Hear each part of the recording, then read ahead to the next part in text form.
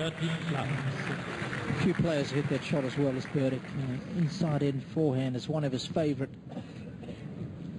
But I don't know why Karlovic doesn't just sometimes chip that and come in behind it. You know, just stamp your feet with your hands. Because you're not going to win a point from the back anyway. No, totally with you. Totally with you on that. Maybe he needs to bring Zina Garrison on board for a couple of months, Jason. She'll set the tone.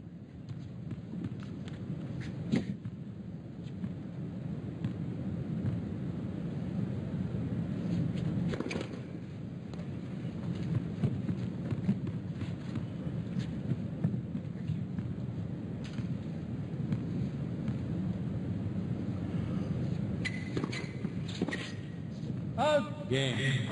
Berdych. Lead by 5 games to 4. There's that little time as possible on the baseline.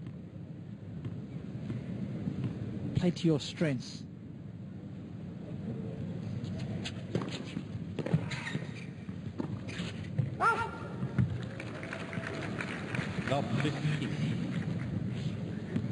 And the biggest strength that he has is that players know that one break is the set. So, you know, if you come to the net at first point of a Berdych service game, and he's going to feel that pressure, whether you're Tomas Berdych or whether you're Rafael Nadal, it doesn't matter. Yeah, and it's a numbers game coming into the net, isn't it? It doesn't matter if the guy passes you a few times or you miss a few volleys. Overall, you've got to feel you're going to win the majority of points. There's a great example. He mistimed the first volley, didn't hit it as well as he would have wanted, but he didn't give Berdych any angle. He stood there, nice and tall, like a goalkeeper in soccer, and Berdych's thinking, I've got to hit a millionaire's shot here to win that point, and he's not going to make those all the time.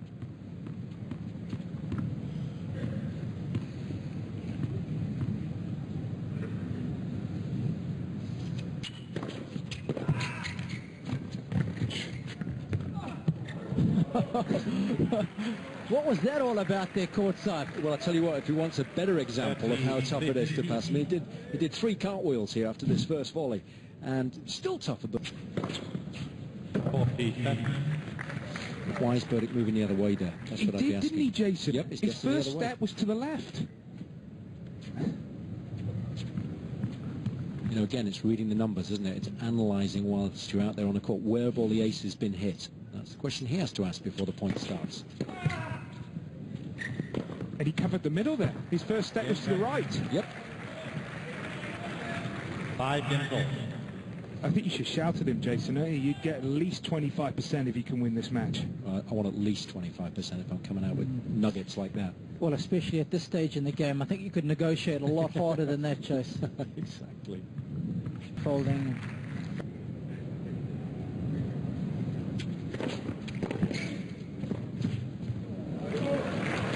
That's a lovely volley. It's not a drop volley. That one, it's a short angle cross court, and there's such a big difference in terms of execution. This one is a little easier to play, higher percentage. You're going to make that more often than the drop volley, with which you're trying to hit a winning shot with.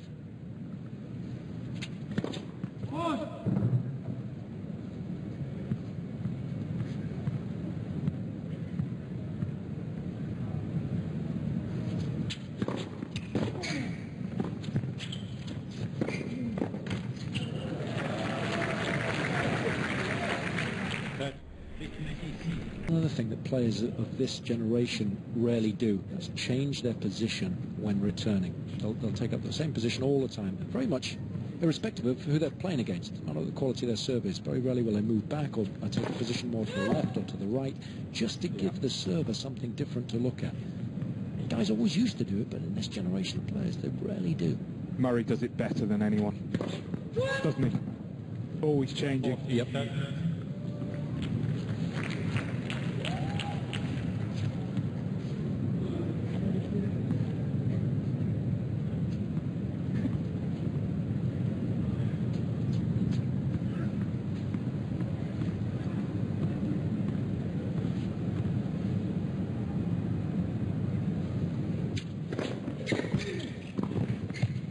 Such a good volley. I love the way he taps the ball. That's the key. Doesn't wait for the ball to come to him. He's hit some outstanding volleys. Wasn't a bad return from Berdych. Key there, the body weight going forward.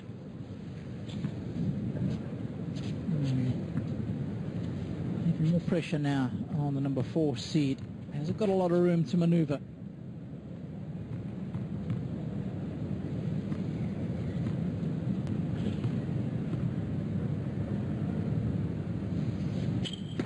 Net.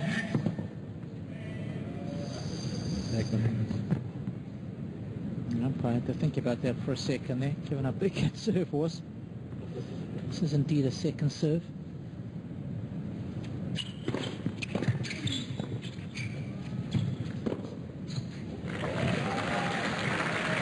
Great return from Tomas Berdych, but I feel that he missed a trick there, Karlovic. He just stood on the service line. That's exactly what I was thinking. Come forward. Yeah, watch this. Make a guess. Do something. Do something. Didn't do anything. Told you this 100 times, Jason. Now 80% of the easy passes go cross court. Time and time again, you see it. But do you think he remembered in the first set when Berdych went straight at him, tried to tag him, got intimidated maybe?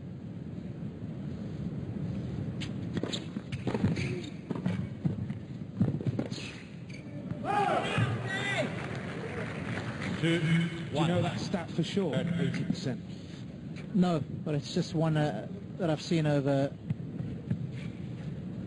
many years. In fact, it was Petrov who told me that. Interesting, like that.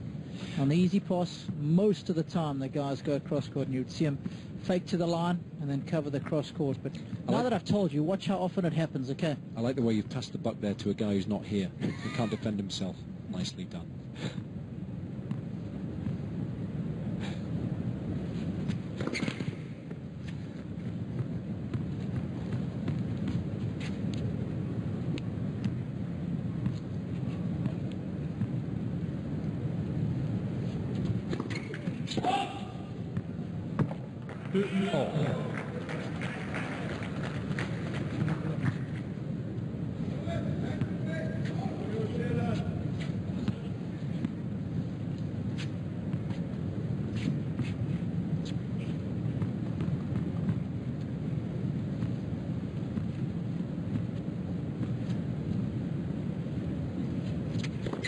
Net.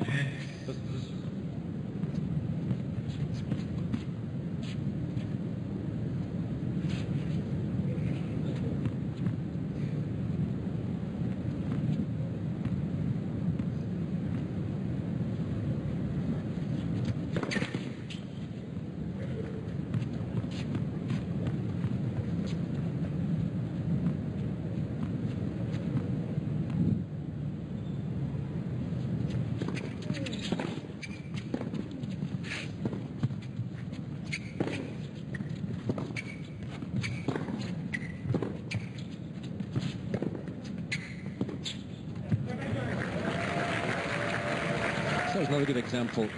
Karlovic played that point as well as he could, really, from the back of the court, but each and every time he hit the shot, you just thought that this is one shot closer to him eventually missing, whereas he had an opportunity 2 or 3 shots into the rally on the first slice back and hitting it and coming in behind it. Yes, it would have been a little risky, but at this stage in the proceedings, surely you've got to take a risk and play to your strengths.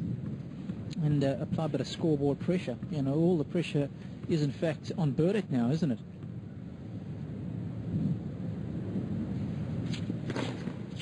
And if you're playing a rhythm player, you're going to lose the First volley into the open court, even on a medium-paced court. So that's why it's so crucial for Karlovic to make those low volleys. It gives himself such a good chance to win the point. Of course, just one small step closer. It's another good win here.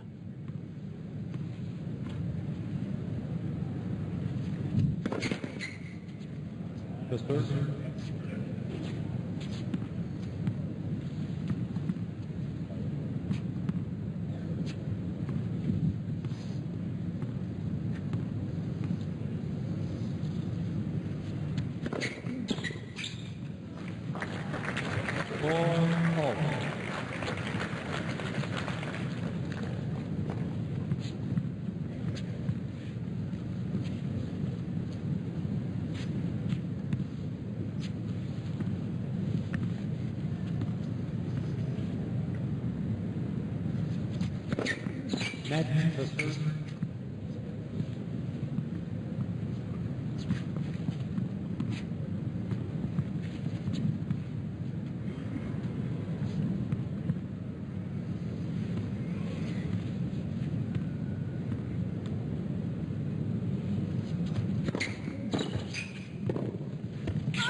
What a return. 5-4. Karlovic. However, you always run the risk of that return if you serve into the forehand. Couldn't have hit it any better. And now, Karlovic with the match on his racket.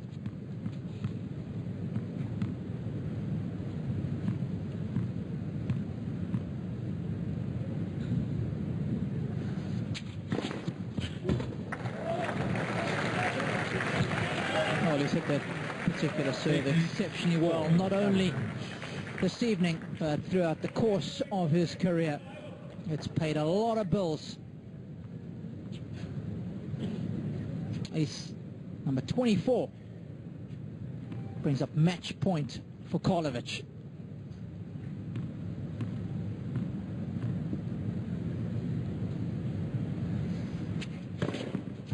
That'll do it. What a serving display from Ivo Karlovic. 7-6. 25 aces. And he